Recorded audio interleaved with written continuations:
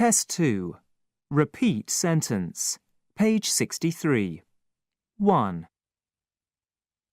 Students who wish to apply for an extension should approach their tutors.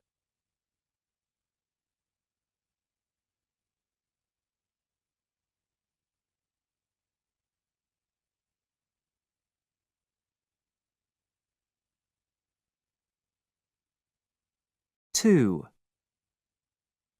The research looked at neighbourhood cooperative schemes, such as community gardens.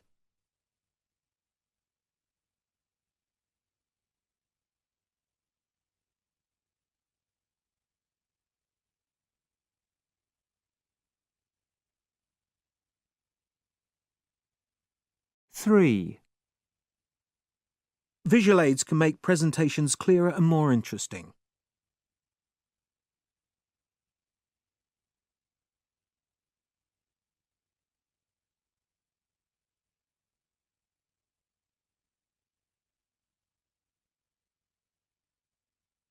4. Economy of scale is the increase in efficiency that occurs when more goods are produced.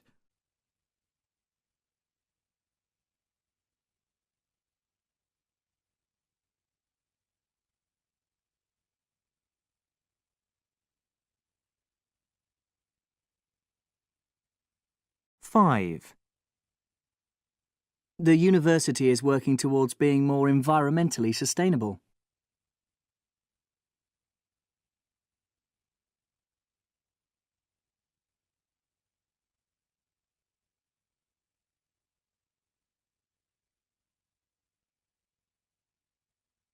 6. Unlike applied arts, fine arts do not serve a practical function.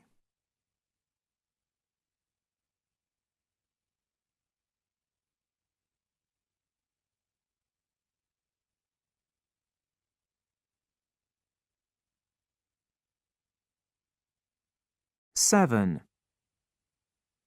Modern poetry often tests the conventions of language and rhythm.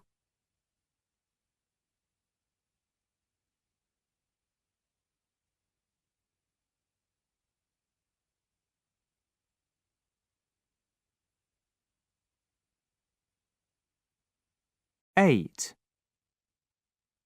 The law library is closed on Sundays and public holidays.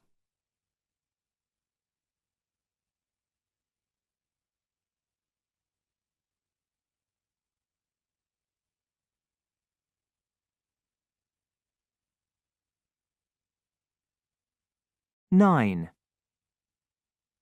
There are no places left in the morning tutorial.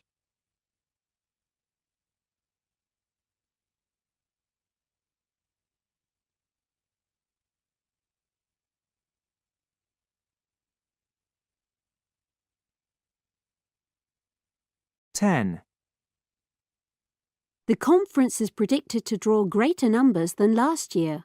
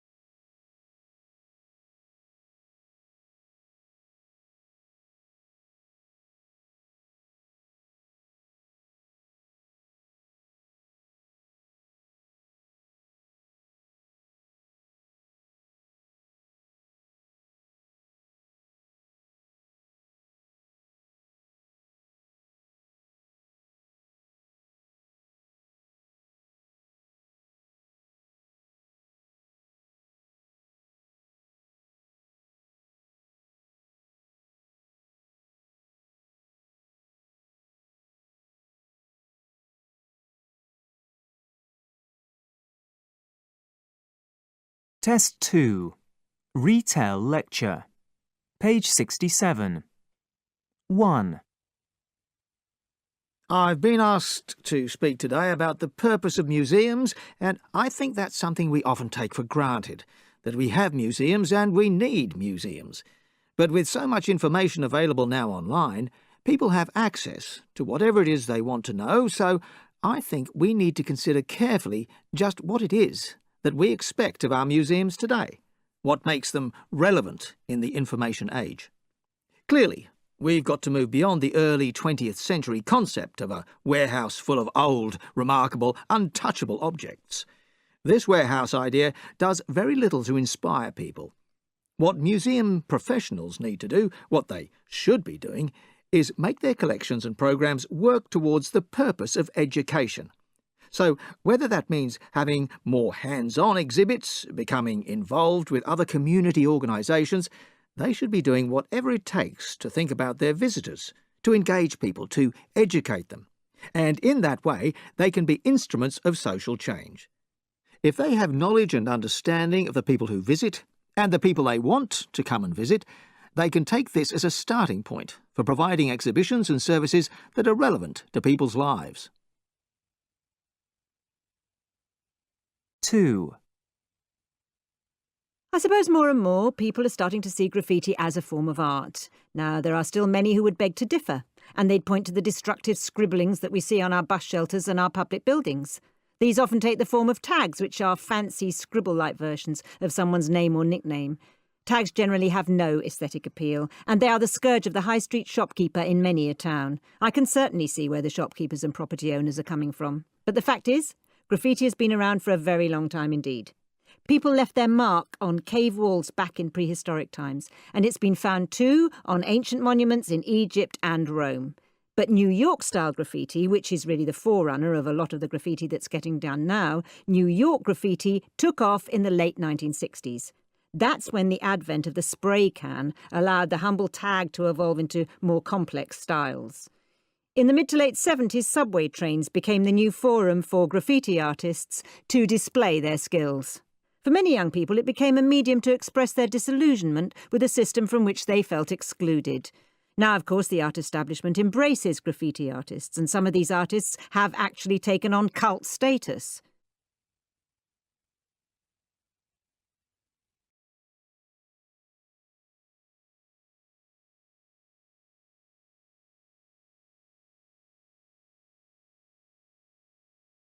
Three. We often think of technology and invention and research as being somehow more sophisticated a proposition than nature. But actually, when we think about it, there are lots of really useful concepts that technology can take from the natural world. People are beginning to remember that other organisms on Earth are doing things in a very similar way to what we need to do. And they're looking closely at what we can learn from nature. Take the bright screens on our mobile phones. Now, this brightness, this effect that they've managed to achieve there, came partly as a result of research into the iridescence of the wings of butterflies and the anti-reflective coatings that moths have on their eyes. And it doesn't end there. They're looking at what makes a spider's web so strong, how glowworms produce light with almost zero energy. The list goes on. And this area of research is called biomimicry. That's bio, as in biology or life, and mimicry, copying or imitating. It's a very interesting field of study.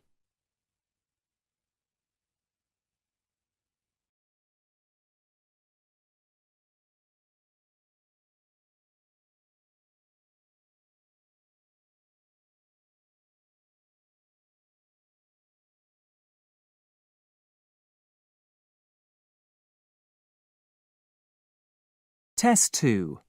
Answer short question. Page 68. 1. What do we call the organs in our chest that we use to breathe?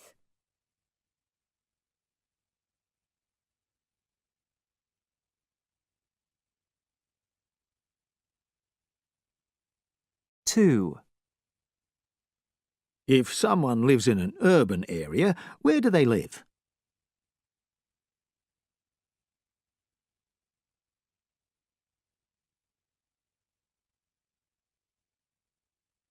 3, What does a king or queen wear on their head at official ceremonies?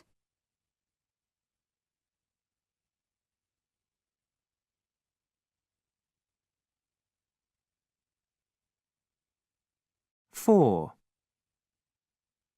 What do we call a book that contains lists of words with their meanings?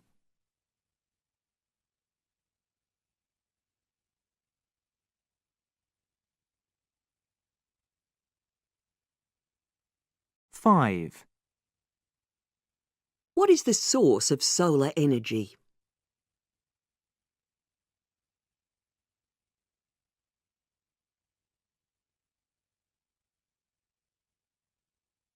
6, When the writer of a book is unknown, what word is used for the author?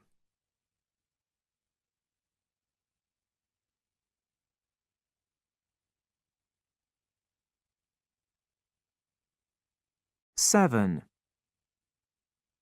What do we call a company or organization that gives money to a sports or arts event in exchange for advertising?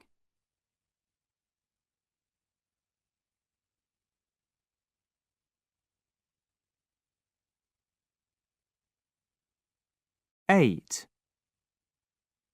What do we call the study of living things?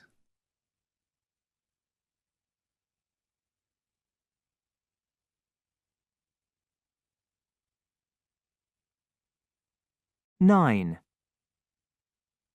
What are winter, spring, summer and autumn?